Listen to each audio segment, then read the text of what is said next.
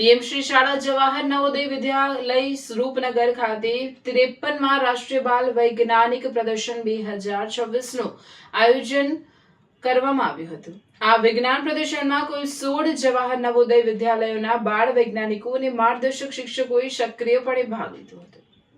આ કાર્યક્રમમાં ઝઘડિયાના પ્રાંત પીબી વલવાઈ મુખ્ય અતિથિ તરીકે ખાસ ઉપસ્થિત રહ્યા હતા। તેમણે દીપ પ્રાગટ્ય કરીને પ્રદર્શનનો વિધિવત પ્રારંભ કરાવ્યો હતો।